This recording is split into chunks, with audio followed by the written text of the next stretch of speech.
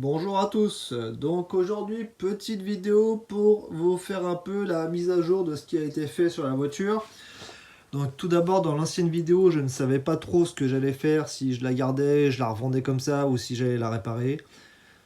Bon très franchement c'est voilà, j'ai pas d'intérêt d'acheter des voitures qui sont cassées et puis les refourguer comme ça. Je voulais vraiment essayer de toucher à ce moteur là parce que je le connais pas du tout. Donc du coup, bah, j'ai pris la décision d'essayer en tout cas de le refaire.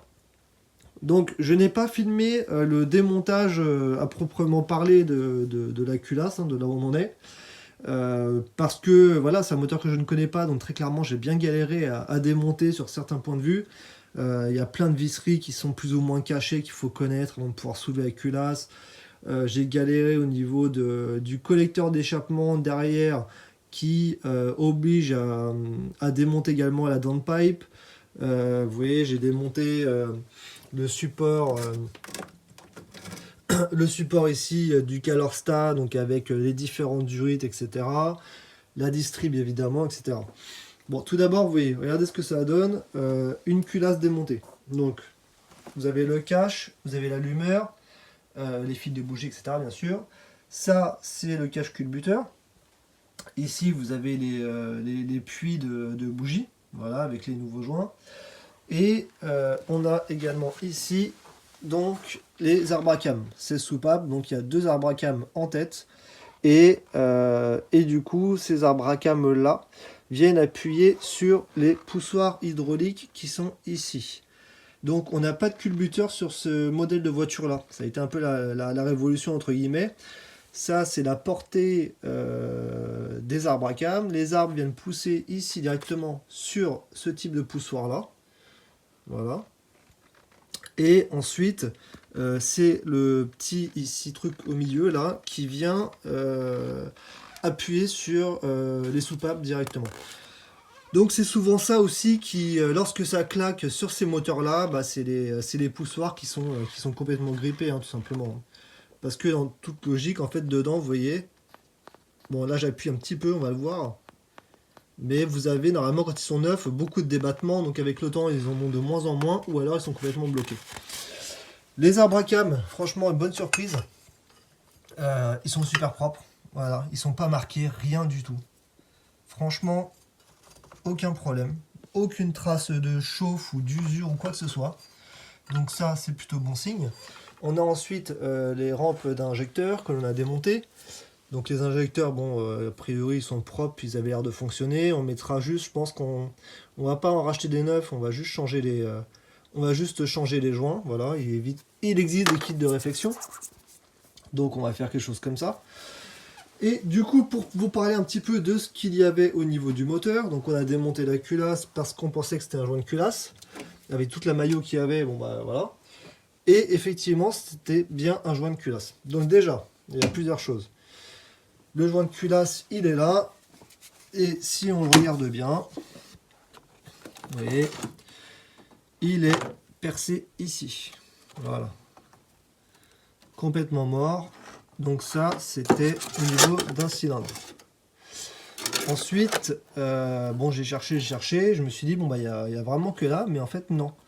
On a aussi, vous voyez, regardez là, à ce niveau-là. Au niveau des renforts de chemise. Donc là, c'est complètement pété aussi. Vous voyez là. Voilà. Donc en gros, et puis même là, en fait, vous voyez, là, de toute façon, le cylindre 1, c'était celui-là qui avait le plus de merde. Donc non, effectivement, hein, il y a bien un joint de culasse, ça c'était une première chose. Et deuxième chose, lorsque j'ai voulu essayer de le mettre au PMH pour pouvoir pas être emmerdé par la suite pour les réglages, et ben je me suis aperçu que le moteur était bloqué aussi. Donc là encore j'ai nettoyé hein, les chemises, hein, elles sont un peu crado, mais franchement rien de par rapport à ce que ça a pu être. Alors, j'ai pas filmé lorsque j'ai nettoyé. Vous voyez, mais ça ressemblait un peu à ça. Donc voilà, là j'ai mis un peu d'huile pour essayer de débloquer un peu la segmentation à l'intérieur de chaque, mais j'y crois pas de trop. Donc on fera dans tous les cas un déglaçage. Donc sur ce moteur là, je voulais pas le refaire entièrement. Maintenant, a priori de toute façon il va falloir. Hein. Donc ce que je vais faire, je veux pas, je veux essayer en tout cas de ne pas le démonter. Alors ça sera sûrement plus simple, Mais moi j'ai envie d'essayer, juste par curiosité comme ça, même si je vais galérer, de démonter les pistons, coussinets de bielle, etc. Avec le bloc moteur en place. Comme ça au moins on verra si ça se fait ou pas et quelles sont les plus grosses difficultés. Donc voilà, ça va être l'objet de la prochaine vidéo. Ça va être démonter le carter d'huile inférieur. On va démonter le carter. On va démonter les chapeaux de bielle. On va sortir les pistons qui sont bloqués. Voilà. Une fois qu'on aura fait ça, écoutez, on va faire un nettoyage complet du bloc. On va déglacer chaque chemise pour faire quelque chose de propre. Et puis après, on va remplacer coussinet de bielle, segmentation, etc. Et puis c'est parti, hein, joint de culasse, etc. Donc ça va être la partie au niveau du bas moteur. Donc très clairement, en fait, on va le refaire, hein, parce qu'avec distribution, pompe à eau, etc. Bref, ça devrait être propre. Donc, je pensais pas aller si loin que ça, mais bon, voilà, des moteurs qui tournent pas, qui sont bloqués, qui sont en panne, en général, c'est jamais très très bon. Et du coup, je vais vous montrer l'autre partie maintenant. Voilà. Donc, la culasse en elle-même, pareil, alors pas super propre, mais rien de bien méchant de ce que j'arrive à voir en tout cas pour le moment. Alors à l'intérieur effectivement, oui, ça va être dégueulasse, enfin c'est dégueulasse. Je sais pas si vous allez bien voir. Il y a de la saloperie. Mais bon, ça on va lui faire un nettoyage. Alors je sais pas encore comment je vais faire, soit en la dépouillant, je vais la mettre dans un bac, dans une grosse poubelle, et puis mettre du dégraissant dedans et la laisser traîner dedans, ou à l'essence, je sais pas. Dites-moi un petit peu dans les commentaires si vous voulez quelle est la meilleure solution pour vous. Donc voilà, donc moi j'ai sorti la culasse avec, vous le voyez, avec l'admission et l'échappement. C'est déjà un enfer à démonter dans cette façon-là. Il y a toutes ces vis-là qui sont, une fois quand vous êtes sur la voiture, qui sont vraiment pas accessibles du tout. Donc voilà, là moi c'est sur l'atelier, maintenant je vais pouvoir tout démonter tranquillement. Et donc regardez un petit peu la tête de tout ça. Donc voilà, vous avez par piston, c'est un 16 soupapes, donc forcément 4 soupapes à chaque fois. 4, 8, 12, 16. Et voilà, c'est sale, oui, mais bon, c'est pareil, il n'y a pas de... Déjà, à savoir que le bloc n'est pas fissuré, la culasse n'a pas l'air d'avoir de grosses traces d'usure ou de marquage ou quoi que ce soit. Donc il n'y a pas une distrib qui a pété non plus ou quoi que ce soit, hein. Donc dans tous les cas, on va la dépouiller, on va tout démonter, on va virer toute la segmentation pour refaire aussi les joints de queue de soupape. Et puis je vais envoyer quand même la culasse à faire un blanchi, un resurfaçage, quoi, juste de refaire un petit coup de propre et d'être sûr de remonter quelque chose de viable sur la voiture. Maintenant qu'on est à ce point-là, voilà. On va essayer de refaire un truc nickel. On changera évidemment, je pense, toutes les petites sons de température, etc. Et puis après, on verra par la suite ce que ça va donner, hein. Donc voilà, aujourd'hui c'est vraiment pas une vidéo, il n'y aura pas de bricolage, hein, sur cette vidéo là, mais c'est juste pour vous faire un peu une mise à jour et un petit point sur ce que j'ai déjà fait cette semaine. Et oui, alors franchement, je pense que ça, c'est pas des voitures qui codent beaucoup, mais une fois de plus, c'est pas trop ce que je recherche non plus. Évidemment, je cherche pas à perdre d'argent, mais c'est pas mon premier but, n'est pas forcément d'en gagner non plus tout le temps.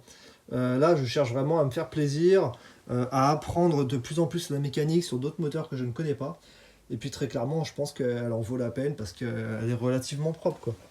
Donc voilà, après c'est pareil, j'aurais pu prendre la solution d'acheter un moteur, un F7P à 500 balles ou 600 balles ou peut-être 1000 balles même refait, etc. Donc maintenant c'est pas trop ça.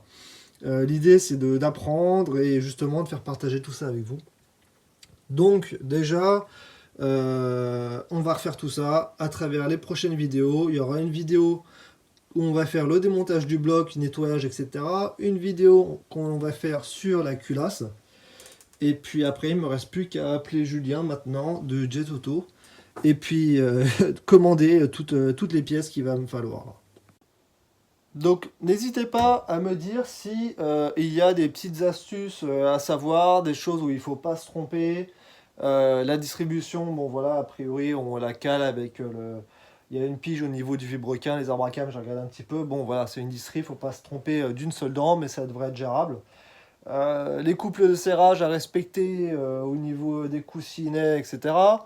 Bon, et le reste, ça reste un moteur, je pense, plus ou moins basique, hein. C'est le même principe que tous les autres moteurs. Donc si on arrive avec un, on devrait arriver à réussir avec celui-là. Bah écoutez, je vous remercie en tout cas d'avoir vu la vidéo. Je vous dis à la semaine prochaine pour de la mécanique que je vais vraiment filmer avec le démontage du carter, des coussinets, des pistons, le déblocage et des glaçages. Je vous remercie, bonne journée à tous, salut!